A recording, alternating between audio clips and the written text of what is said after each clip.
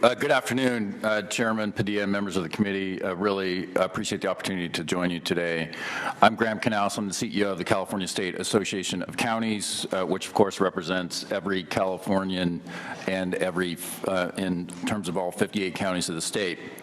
I'm really pleased to be able to talk to you about homelessness, which we see as the humanitarian crisis of our time, and one in which there is a call for us to do even more than what we've done thus far. I want to start by making clear that from our perspective, every level of government and nonprofit, faith-based entity, and others that are working on homelessness are doing it with great intent and with full energy to solve this issue. We don't have any question of that. That doesn't solve it on its own. And I'm going to share some perspective that is specific and broad, coming from what we've seen, and then I'll have three very specific recommendations. First, I want to talk about a couple of highlights relative to things that have been working. First, in Los Angeles County, they've been using their HAP funding to increase housing, particularly their supportive housing portfolio, which they've increased 15% for interim housing placements in the past 2 years, and 18% as it relates to permanent supportive housing. That's fantastic. The need for that is much greater, as highlighted by the numbers in terms of the growth of homelessness that continues to occur there and in other parts of the state. But that is a direct result of the investments from the HAP program.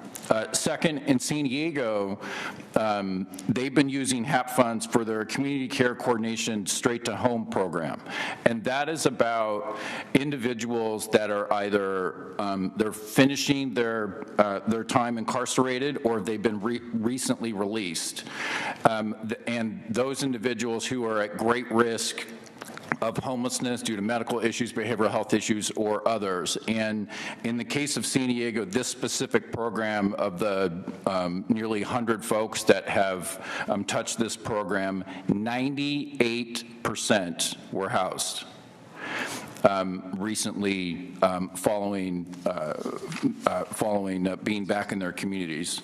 That's what we should be funding, those things and many other like it.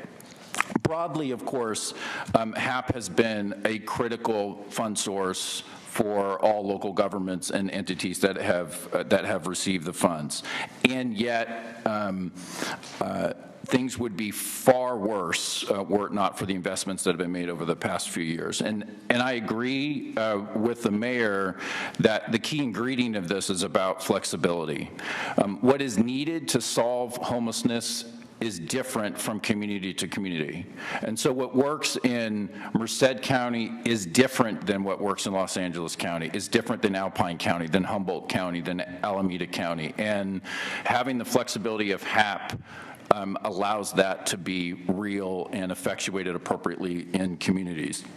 I think what recent investments have really done in terms of HAP is that for the first time ever, they've allowed us to move from a model where all levels of government, state, counties, and cities, simply pointed fingers at each other. That's what we did. That's what we all did. We all need to own that. And there was no money on the table.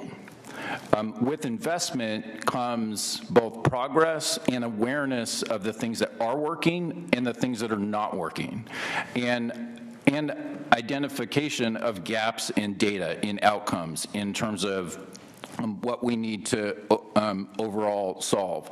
And I think we believe that this is exactly where California has historically stepped in. The door has been opened for this state to do what it has always done on significant issues: lead the country. And there is more work, better work being done in California right now on homelessness than I believe is the case in any other state in the country.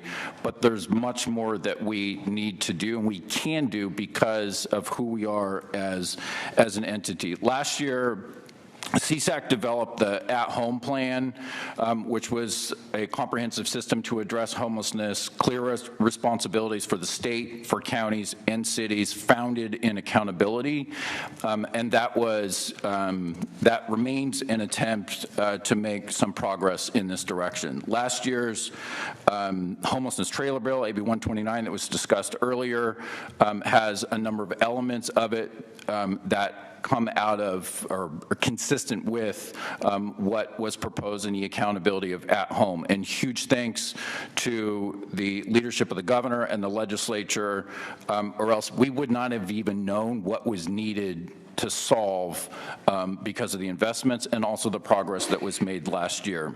Okay. Very quickly, at home is accountability, clear responsibilities aligned to authority and resources for all levels of government. So that's clear state responsibilities, county responsibilities, city responsibilities. Transparency, and this was touched on earlier, we have to know what's working and what's not working, and that is about data and ensuring that we have access to it and it is appropriately integrated. Housing, which has been discussed, siting and operating shelter beds appropriately, transitional housing, and permanent supportive housing, which is so critically needed in our communities. Outreach, that emergency response system when folks initially fall into homelessness. And we can see on the screen right there the number of individuals that are newly homeless continues to grow, which is a huge issue.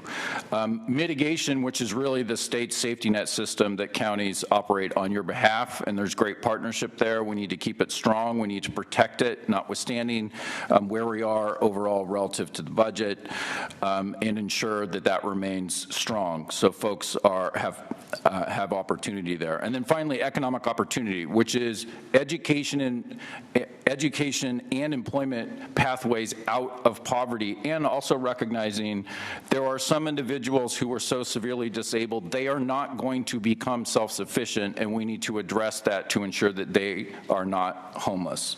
And so I raise these because what we've learned is there's no policy area in this state that does not have clearly articulated responsibilities in statute for all levels of government. Let me flip that. Every significant policy issue in this state, with the exception of homelessness, has clearly articulated responsibilities aligned to some semblance of funding in statute. Child welfare, K-12, transportation, health, whatever it may be.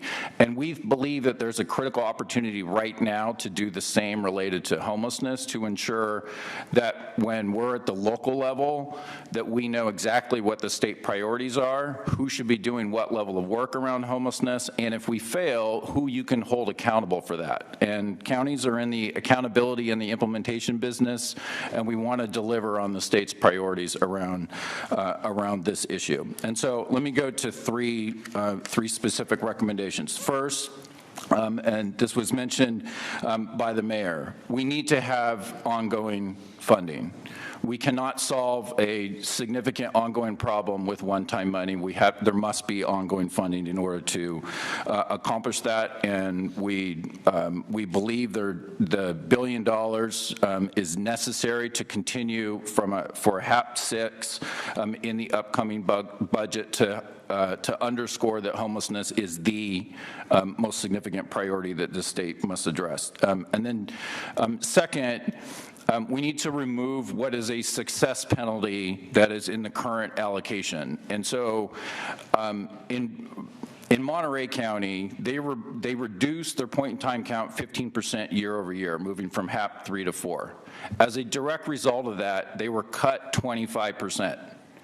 And we need to remove that success penalty because some of the investments that they made to be successful are now being eroded because the dollars went away and they lost funding. So we want to address that. That is not an ask for new money. That is an ask for how the dollars are distributed currently. And then finally, on that same theme, for the smallest counties in this state, much like occurs in many other health and human services programs, we need to have a minimum allocation.